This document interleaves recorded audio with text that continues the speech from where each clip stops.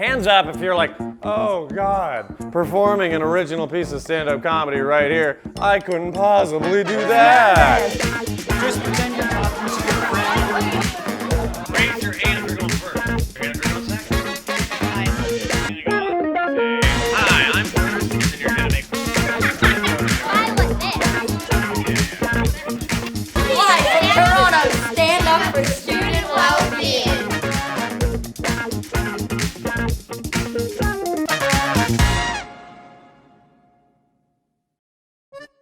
We're here to help you guys, and this is just day one. So we're gonna give you all the tools over the 3 weeks to get you to week 4 to be able to do that. We really ease you into the whole thing too. Hundreds of students have done this over the years. So they're no better than you guys, man. You got this. We're going to show you guys what we know about stand-up comedy, how stand-up comedy's helped us in our everyday life, not just, on stage. We're also gonna help you guys with like public speaking, getting up and feeling a little more comfortable to stand up in front of each other to tell jokes. We're gonna do some improv. We're gonna do something called joke jam. We're gonna touch on emotions and sort of 4 parts that can help you also with performance. Kids freak out at the idea of being on stage at all. So we give them a joke that's already written. And we're going to tell you guys a little bit about how to perform a joke.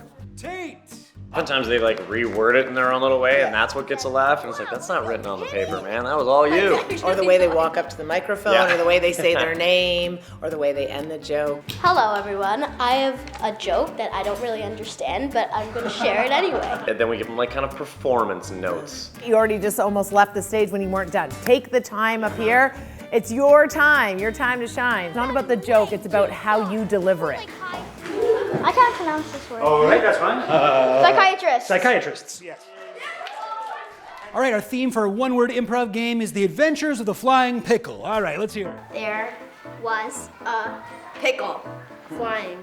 Okay, so we're gonna play an improv game. It's called Late for Work. One of the classmates is gonna go outside, and everybody in here is gonna mime why that person was late for work. Maybe because there was this very cute kitty crossing the road while he was driving. We're gonna start talking about a topic. Any point someone jumps in and says, speaking of. Lafayette, I don't know where you got. Speaking of Lafayette, it's actually Raphael, and you should all know that. In basketball, you throw someone the ball and they have to catch it and like either pass it or throw it. You catch it, you take it from them, and then you have to do something with it. It's about listening and paying really close attention to your scene partner, and you guys build something together. Everyone's got their playbook. Pull it up in the sky. Here we go. This thing rocks. We're gonna reference it a whole bunch. There's a lot of cool exercises in here. Everybody's gonna write their original 2-minute thing or whatever with a premise basis exploration. What are you gonna write about, huh? Canadian milk is being sold in bags, and how weird that is. When I was younger, I used to play this game with my older brother where we would jump off of our staircase. How stupid the English language is. I can't wait to hear that because the English language is... I don't have a word for it. Anything over here? Anyone's got a great, yeah, what do you got? We went to an ice cream shop and there was a bird sanctuary in the back. What? We're all gonna help write the jokes. We're gonna do what's called a joke jam. We're halfway and jump down the stairs and try to land on the staircase. Right. I love that it came from a real place. So then, basis, that story. That's great. Asking why is one of the 5 techniques, right? Why? So it's like... Because we felt Because it was super fun. Yeah. The stairs or the whole house even should just be like bouncy. A full bouncy castle house. Write that sentence. That's a great one. Staircases should have slides on the Should have slides. But maybe like stairs should dumb be pillows. games are good. Yeah, or actually that's a way smarter one. You guys are gonna be doing stuff in between our visits. They'll send like a draft to their teacher who then forwards it to us.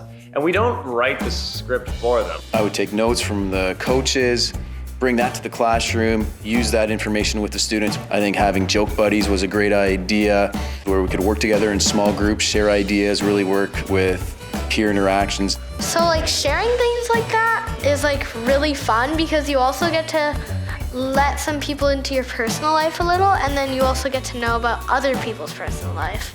And then they actually end up sending us their script, and we just give a little bit of feedback or suggestion or an edit or punch it up, and then it's up to them to write the second draft and to start learning it. Why do you think it would be maybe helpful to identify feelings? Like if we're frustrated, we could go tell someone that we're frustrated. If all of it's all bottled up inside, one day it's just gonna explode. A big thing too is talking about resiliency and about like having tough days and being able to bounce back. And then we talk about how a great way to bounce back from tough days is through humor. Oftentimes a program has an objective that's singular, and this program actually is what it says it is. It has this aspect of comedy and lightheartedness and exploring what makes a great joke, but also emphasizing that we can take our feelings and explore our feelings and arrive at that humor that way. Hail sugar! I was getting ready for my mom's birthday. I wanted to look nice and I decided to wear some makeup. I then looked in the mirror and thought I looked so gorgeous. And then we took a picture and I knew the truth. I looked like a killer clown that was sitting in the rain for hours. I went to an ice cream shop with my dad and sister. My son was performing. He's often kind of shy, so to see him get up in front of a bunch of people and tell a story that was actually funny and deliver it confidently was like awesome. Gives them a safe space to complain about their little brother or whatever. Yeah, a lot of complaining about siblings. A lot of that. A lot of complaining about siblings and lame dads. Yeah. My parents surprised me with a trip to the happiest place on earth, Orlando, Florida. My dad's favorite mascot is Donald Duck because he likes to walk around at home with no pants on. I didn't think that I could get a crowd of a bunch of people to laugh, and I got my dad bright red, and I didn't know that was an ability of mine. We're coming out of crazy restrictions for so many years, and this piece of bringing happiness, of students being able to create it and make people laugh, has just been contagious. Our class got very close after this workshop. Everyone supported each other when they went up, and everyone was cheering for each other. Not a second of time spent with the coaches and during this comedy thing was a wasted time. It was all used to help us either perform or help us with the jokes or help us write them or come up with ideas. It was all used well.